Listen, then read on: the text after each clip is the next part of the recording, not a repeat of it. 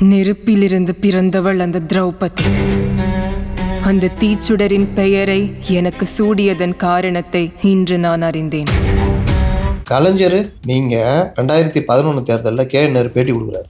திருச்சிக்கு வராரு, என்கிட்ட கேட்குறாரு எப்படி இருக்குது. ஆனால் மாவட்டமே நம்மள்ட்ட தானே, அருமையாக இருக்கு, நான் வெற்றி வாய்ப்பு, உன் தொகுதியை நீ காப்பாற்றிக்கோ. மோசமாக இருக்குன்னு ரிப்போர்ட் வந்திருக்கு. 20 இடம் ஜெயிச்சா பெரிய விஷயம், உன் தொகுதியை காப்பாற்றிக்கோ. நியூஸ் தமிழ் 24/7ல நான் ரொம்ப வருத்தத்தோட சொல்றேன் சார், நான் பதிவு பண்றேன் சார். ஒருத்தரை தூக்கிட்டு போய் கடத்திட்டு போயிட்டாங்க. நான் எப்படி பாக்குறேன்னா செய்தியாளராக பாக்குறேன். அவன் ஒரு ஒளிப்பதிவாளரும் ஒரு செய்தியா ஒரு ரிப்போர்ட்டர் போற 4வது தூண் நம்ம சொல்றோம், சரிங்களா சார். அவரை கடத்திட்டு போயிட்டாங்க சார். அப்படியே இந்த பக்கம் parliament channel, any channel sir, பேசிக்கா பார்லிமெண்ட்ல ஏன் குறிப்பிட்டா நான் சொல்றேன் ஏன்னு. அந்த இடத்துல முதல்வர் அவர்கள் வந்து பார்த்தா என்டிடிவி தமிழ்நாடு பத்தி அந்த ஒரு பேச்சை கொடுத்துட்டு இருக்காரு. நாங்க தான் சிறந்த ஆட்சியாளரும், நாங்க தான் இங்க வந்து லார்டரை காப்பாற்றுறோம் சொல்லி அதை வந்து பார்த்தீங்கன்னா ஸ்ட்ரீம் பண்ணிருக்காங்க. ஆனா அது முடிஞ்சதுக்கு அப்புறம் நீங்க வரிசையா கிளிப்ஸ் போடுவீங்கல்ல, பிரேக்கிங், இன்றைய செய்தி, இப்போ தலைப்பு செய்தி, முக்கிய செய்தி போடுவீங்க சார். கீழே கூட வந்து பாத்தீங்கன்னா ஒரு பைட்டு போடல.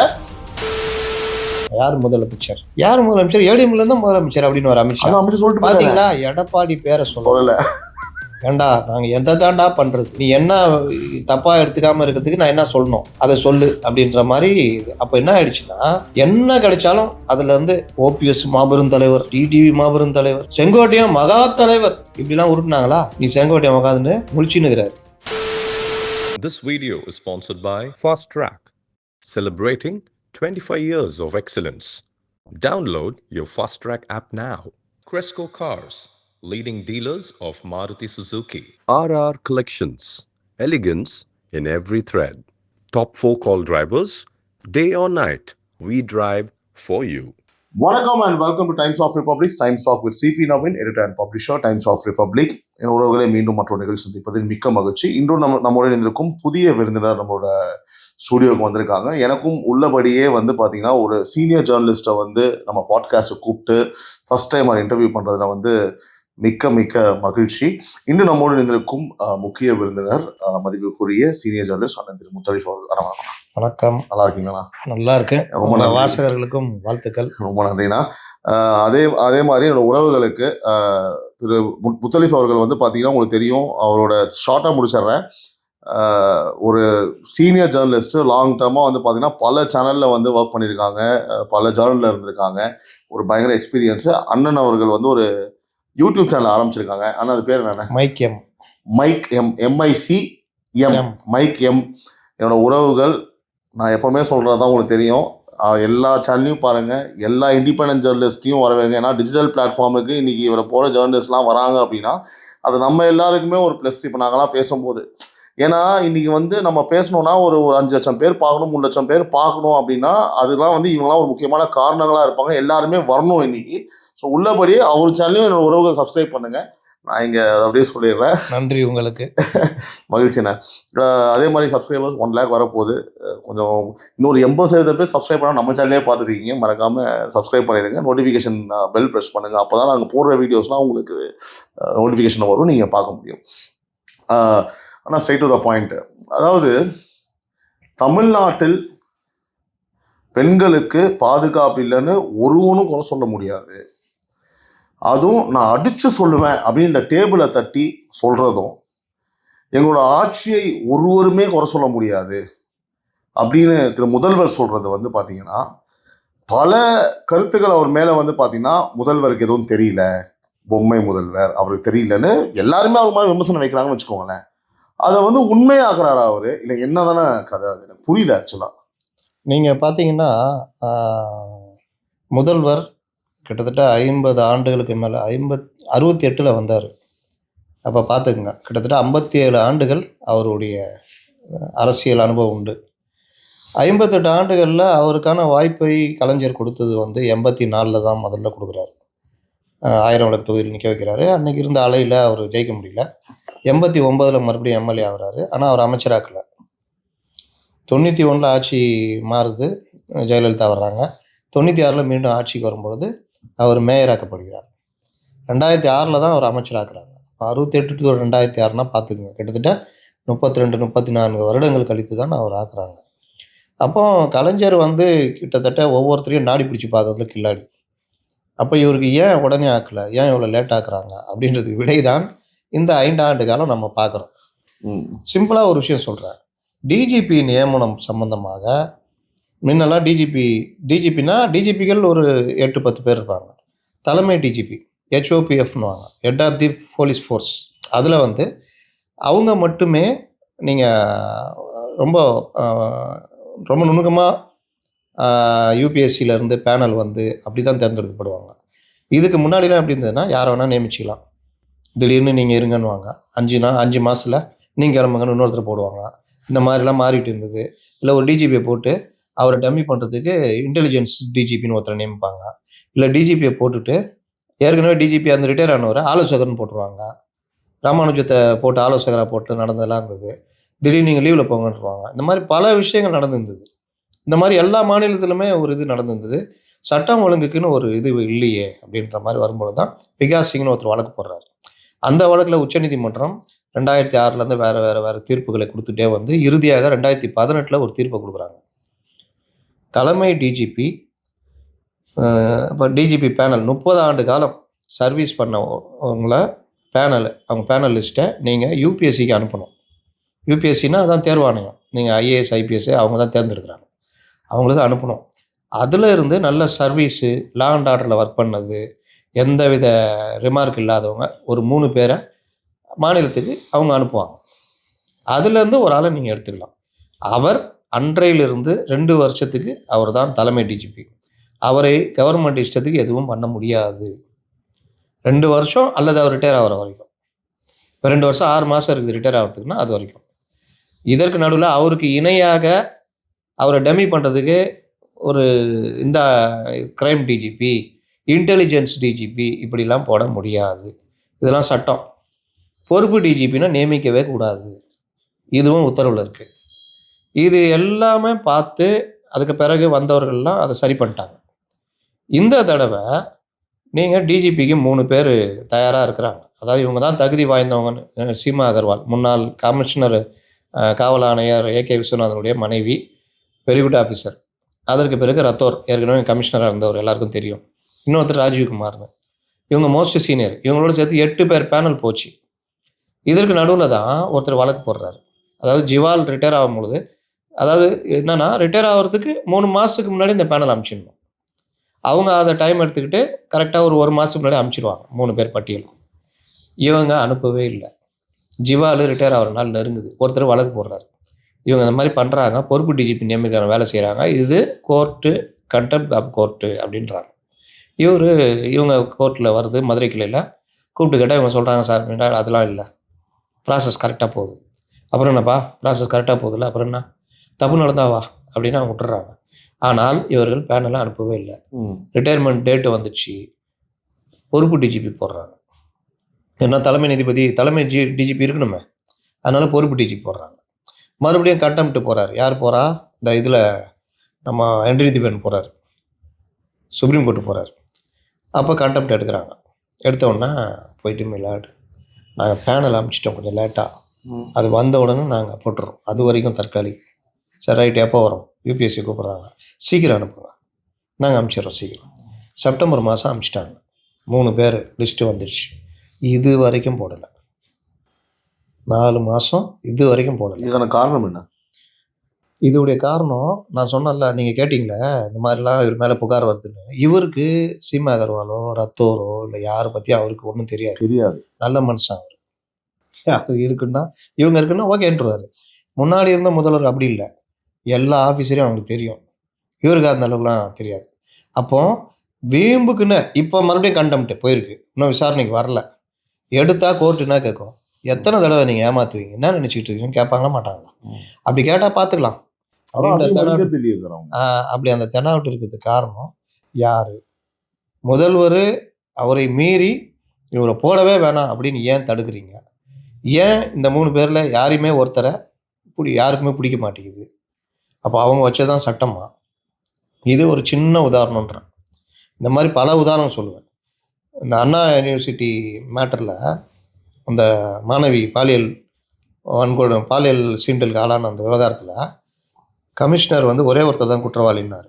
அது SM சுப்பிரமணியம் அமர்வு கடுமையாக கண்டித்து அவர் மேலே கமெண்ட்ஸ் பாஸ் பண்ணி அந்த வழக்கு பற்றி இதெல்லாம் அது போட்டாங்க. எப்படி நீங்க எதுவுமே பண்ணாம எடுத்த எடுப்புல எடுத்தவொடனே ஒருத்தர் எப்படி தீர்ப்பு சொல்லுவீங்க? சொல்லுவீங்க. விசாரணை முடியாம நீ எப்படி சொல்லுவீங்கன்னா எஸ்ஐடி போட்டாங்க. ம்.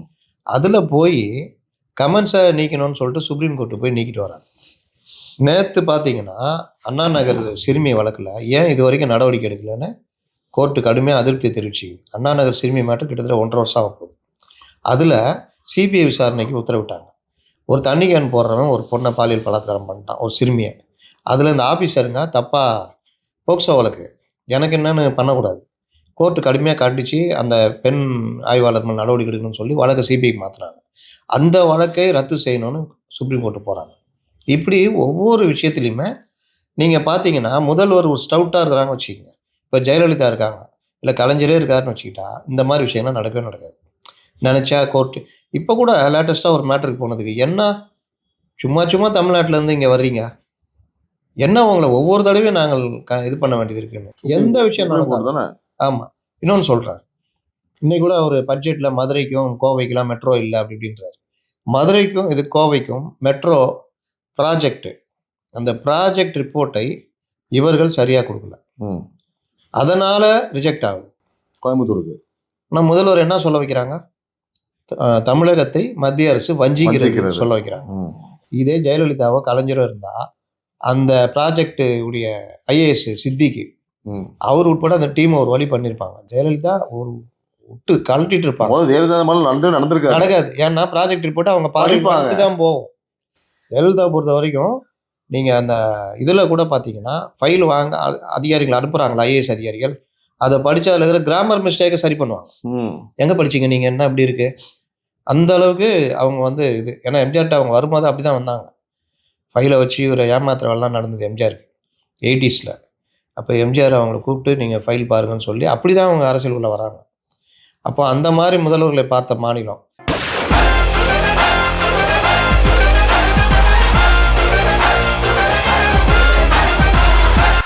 அப்போ இவர் இந்த மாதிரிலாம் அப்படியா சரி நல்லா இருக்குது. இது பாருங்கள், கல்யாண மண்டபம் திறக்கிறாங்க. பொதுவாக கல்யாண மண்டபம் எப்படி திறப்பாங்க, ஒரு ரிப்பன் கட்டி வச்சுருக்கோம், விழா நடக்கும், பேண்டு வாத்தியம் எல்லாம் வச்சு கதை திறந்துட்டு ஒரு வாழ்த்தி பேசிட்டு கிளம்பிடுவார் சிஎம். சினிமா குரூப் டான்ஸ் ஆடினுக்கிறாங்க, வாராயன் தோழி வாரா.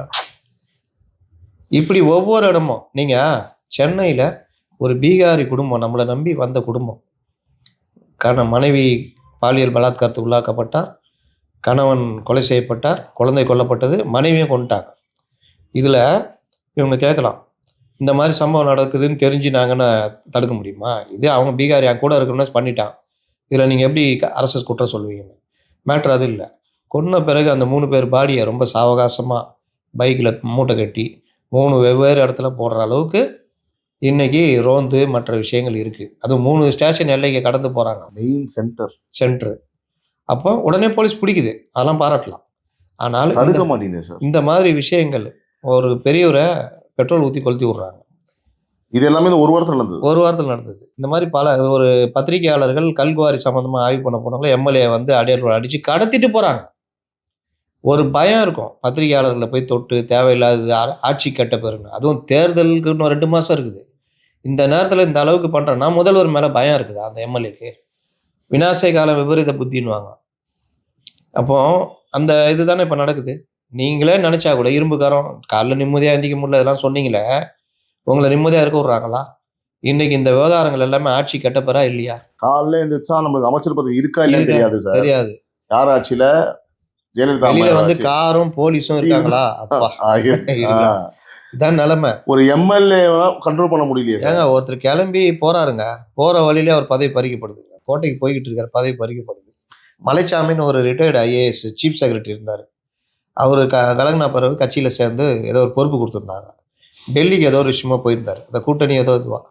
அங்கே ரிப்போர்ட்டருங்க அவர்கிட்ட மைக் போடுறாங்க, கூட்டணி வருமா, வரதான் போகுது, நல்ல இது நடக்கும், வர வாய்ப்பு இருக்குன்னு சொல்லிட்டு ஃப்ளைட் ஏறினார். இறங்குறதுக்குள்ள பதவி பறிச்சிட்டாங்க. இவ்வளோ ஷார்ப்பு.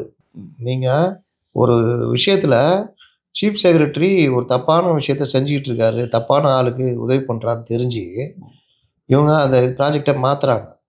அதற்கான ஆலோசனை கூட்டம் நடக்குது. சீஃப் செக்ரட்டரி சொல்கிறாரு, மேடம் இல்லை அது இந்த மாதிரி. சார் ஒரு நிமிஷம் வெளியே இருங்க, அவ்வளோதான். அவர் வெளியேற்றப்பட்டார். அவ்வளோதான். வெளியே போனார்ல, அப்படியே போயிட்டார். இது ஜெயலலிதா. கலைஞர் நீங்கள் 2011 தேர்தலில் நேரு பேட்டி கொடுக்குறாரு.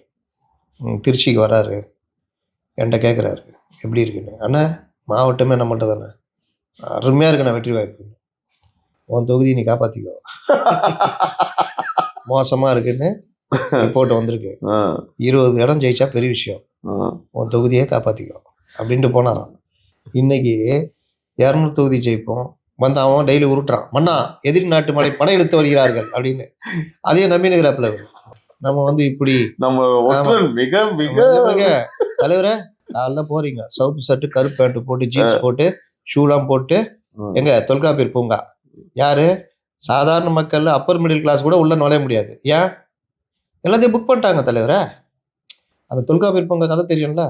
இல்ல தெரியாது சார். 41 கோடி ரூபாய் ரெடி பண்ணாங்க. அது ஆமா, அது தெரியும். ஒரு நாளைக்கு 500 பேர் போலாம் உள்ள, 20 ரூபா ஏதோ கட்டிட்டு இருக்கு. ஆமா, அதை எல்லாத்தையும் கிளப்பு ஹை லெவல்ல இருக்கிறவங்க புக் பண்ணிட்டாங்க ஏப்ரல் வரைக்கும். ஏன்னா இப்ப ஒரு சிஎம்லாம் போறாருனோனே அந்த கான்டாக்ட் அப்படிலாம் கிடையாதுங்க, பணக்காரங்க அவங்க புக் பண்ணிக்கிட்டாங்க, புரியுதா? அது வந்து மொத்தமா 500னா அந்த 500 மொத்தமா 500 புக் பண்ணிட்டு 30 பேர் போறது டெய்லி வாக்கிங். எப்படி ஏப்ரல் வரைக்கும். இதை எடுத்து ஓம் ஜாஸ்வின் சொல்லிட்டு times of India reporter, corporation பார்க்குறவர் போடுறாரு. புதுசாக அந்த இதில் சேர்ந்த ஒரு ஜூனியர் ஆர்டிஸ்ட் ஒருத்தர் இருக்கார், மூத்த பத்திரிகையாளர், ஃபோட்டோலாம் பிடிப்பார் கூட நின்று, போஃபோர்ஸ் நாயகன். அவர் வந்து ட்ரபிஷ் அந்த மாதிரிலாம் இல்லை அப்படி இப்படின்னு அவர் மறுபடியும் எடுத்து போட்டாப்ல. இன்னும் பல பேரும் நாங்கள் போய் புக் பண்ணோம், ஏப்ரல் வரைக்கும் புக் ஆகிடுச்சு அப்படி பண்ணிட்டாங்க. எல்லாம் அவங்க தானேங்க, அவங்க இஷ்டம் தானே. நீங்கள் தட்கல்ல ட்ரெயின் பூங்கா அவங்களுக்கு கட்டினது, ஆமாம் அவங்க வீட்டிலேருந்து கொண்டு வந்து கட்டினாங்க, கவர்மெண்ட் காசுங்க. அப்படி நம்ம கிட்ட சொல்லிட்டு அதை அவங்க பர்சனலாக கட்டிட்டு வாக்கிங் போகிறதுக்காக. அதோட கொடுமை அந்த பீகார் மேட்ரு அந்த மேட்ருன்னு பத்திக்கிட்டு எரியுது. அயாபுசா வண்டியை வச்சுக்கின்னு இவர் உக்காந்துக்கிறாப்புல முருகுறாரு. அயாபுசாக்கு அம்பாசிடர் அவரு, அது பிரேக்கிங் போடுறாங்க. அது வேற. தலைவரை நல்லா முறுக்குங்க தலைவரை. சார் நான் பேர் குறிப்பிடல, அதை பேர் குறிப்பிட எனக்கு தான் பிரச்சனை, பரவாயில்ல நான் குறிப்பிடுறேன்.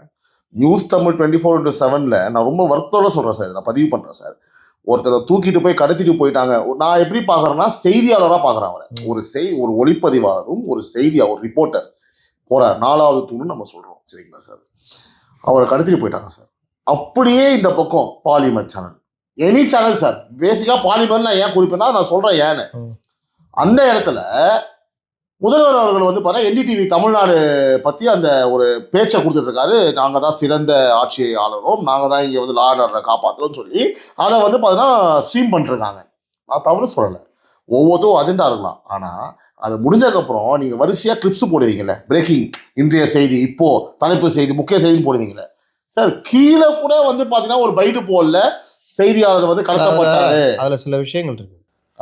நீங்கள் இப்போ தினமலர் தினகரன் இருக்குல்ல, சரி சார், 2 பேரும் நேரடி போட்டி சார். அது வந்து இது வந்து ரிப்போர்ட்டர் சார், ரிப்போர்ட்டர் தான். ஆனால் எந்த நிறுவனம் அதெல்லாம் பார்ப்பாங்க, நம்ம அதுக்குள்ளே போவேனாங்க, அது அவங்க ஒவ்வொருத்தர் எத்திக்ஸ், அது அதுக்குள்ளே போவேனா. ஆனாலும் இந்த செய்தியில் இந்த பாதிக்கப்பட்டாங்கல்ல பத்திரிகையாளர் சங்கங்கள்ல எத்தனை பத்திரிகையாளர் சங்கம் கண்டிச்சாங்கன்றதான் கேள்வி. அதுவும் உண்மைதான், அதுதான் கேள்வி. நீங்கள் இவங்க செய்தி போடுறாங்க போடல, எல்லாரும் போட்டாங்க, பெரும்பாலும் எல்லாரும் போட்டாங்க, அதுக்கப்புறம் போட்டாங்க. அவங்களுக்குள்ள போட்டி இருக்கும், சில பேர் போடலன்னு வச்சுங்க, அதுக்குள்ளே நம்ம போவேனா. ஆனால் இப்படி நடக்கிறதுல வழக்கு பதிவு பண்ணாங்களா, அந்த எம்எல்ஏ மீது பண்ணாங்களா, இந்த மாதிரி விஷயங்கள்லாம் இருக்குது. இன்னும் நீங்கள் இதெல்லாம் சொல்கிறீங்களே, இந்த 5 ஆண்டு காலம் என்ன நடக்குது? ஏடிஎம்கே ஒன்றுமே இல்லை, ஜொல்லாவில் டெய்லி அடிச்சுக்கிறாங்க. இன்றைக்கி பார்த்தீங்கன்னா கத்தியை மறைச்சி வச்சு சிவி சண்முகம் எடுத்துகிட்டு போனார், உள்ளக குத்த போயிட்டார், எடப்பாடி தடுத்துட்டாரு. இப்படிலாம் எனக்கு என்னன்னு 41 எம்எல்ஏவோட இவர் எஸ்பி வேலுமணி வெளியில் வர்றாரு, அவர் ஒரு புதிய ஷிண்டே, இப்படியெல்லாம் சொன்னவங்க வெக்கப்படம் இப்போவும் பத்திரிகைகள் பேட்டி கொடுத்துட்ருக்குறாங்க. அப்போ இந்த மாதிரிலாம் வந்து ஒரு நரேட்டிவ் உருவாக்கி பிஜேபி என்டிஏ அலையன்ஸ் மறுபடியும் ஃபார்ம் ஆனோன்னா, இது ஃபார்ம் ஆகலை, ஜொல்லாவில் அவர் சொல்லுவார் என்டிஏ அலையன்ஸ் ஜெயிக்கணுவார், அது பொதுவான வார்த்தை. பார்த்தீங்களா பிஜேபி அதிமுக கூட்டணி ஆட்சின்னு அவர் சொல்கிறாரு. அப்புறம் இன்னொரு இடத்துல பேட்டி கேட்பாங்க, யார் முதலமைச்சர், ஏடிஎம்லேருந்து முதலமைச்சர் அப்படின்னு ஒரு அமித்ஷா சொல்லிட்டு பார்த்தீங்களா, எடப்பாடி பேரை சொல்லலை. ஏண்டா நாங்கள் எந்த தாண்டா பண்ணுறது, நீ என்ன தப்பாக எடுத்துக்காமல் இருக்கிறதுக்கு நான் என்ன சொல்லணும் அதை சொல்லு அப்படின்ற மாதிரி. அப்போ என்ன ஆயிடுச்சுன்னா, என்ன கிடைச்சாலும் அதில் வந்து ஓபிஎஸ் மாபெரும் தலைவர், டிடிவி மாபெரும் தலைவர், செங்கோட்டையன் மகா தலைவர் இப்படிலாம் உருட்டுனாங்களா? நீ செங்கோட்டையன் உட்காந்துன்னு முழிச்சுன்னுக்கிறாரு, தெரியாமல் போயிட்டோமே அப்படின்னு. This video is sponsored by Fast Track, celebrating 25 years of excellence. Download your Fast Track app now. Cresco Cars, leading dealers of Maruti Suzuki. RR Collections, elegance in every thread. Top 4 call drivers, day or night, we drive for you.